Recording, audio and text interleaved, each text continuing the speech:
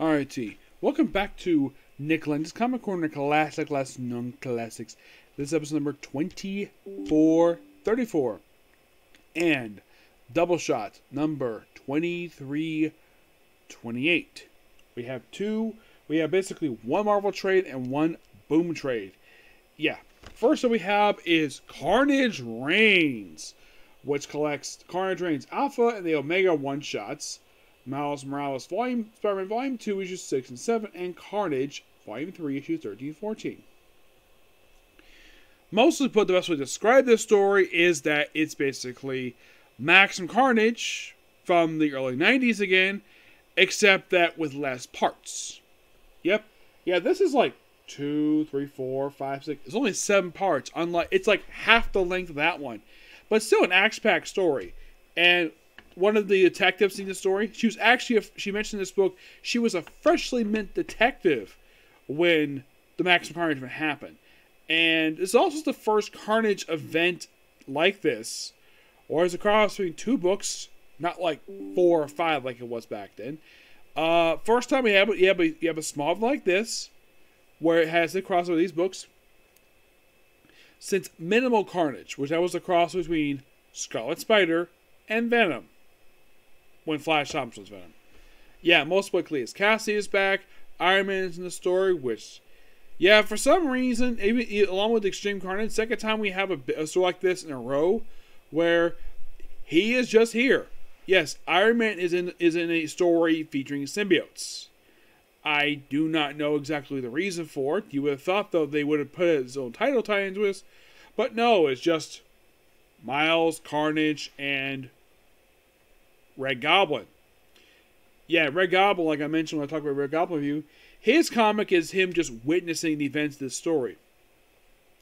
But this story is fantastic. It's not as gory as it's not over-the-top violence like it was Maximum Carnage. It's very tamed compared to that. Now, here are your writers. This will surprise you. The Alpha one-shot. The opening story is Alex Pendle and Cody Zingler. Cody also does the first of the 3 other stories in the book. Second story is Day of Purpose. That one is Cheryl Lynn Eaton. Cody Ziegler also does the Miles Morales books and the Omega one-shot. Alex Pendle does Carnage and Red Goblin. The artwork for the Alpha one-shot, the opening story, is Julius Ortega. Cheryl Freeman does the second story. Third story is Paris Anand. Will Robinson does the fourth story. Miles Morales is Federico Venezzi. For Carnage is Fran Goulin with Federico Sabati. Juan, of course, I'm going to talk more about that. Julius Ortega, who also did the Alpha one shot, and Rogue and Nito. Yep.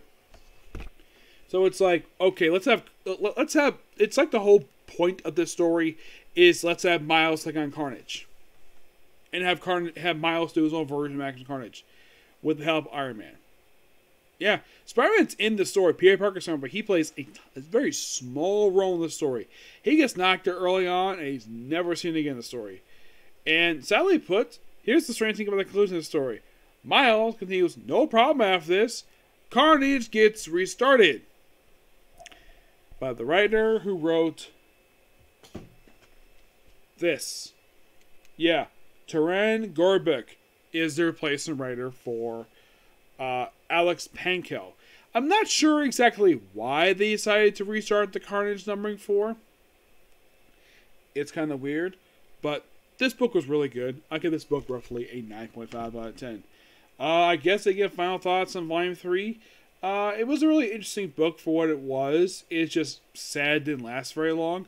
I kind of thought that we have Ram V doing this book along with Venom, but didn't last very long. He's only here for like the first 7 issues, and he leaves, gets replaced by Alex Pico for the remainder of the run, and now we have a brand new writer. I don't know the reason for it. I mean, I love the previous run by Jerry Conway. At least he stayed for the whole run. He didn't abruptly leave. I'm not sure why Ram V even left in the first place. I mean, at least I can probably figure out why, but this, yeah, I'm not really sure why. I mean, did he need another book? I don't know. Next up we have is Power Rangers Volume 3. Yeah, Polo didn't have this one for some reason, so I decided to check out myself.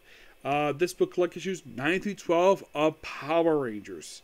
Yes, because originally we had the Mighty Morphin Power Rangers comics split in half. Well, this focuses on the Omega Rangers. Yep, Mighty Morphin is the regular team.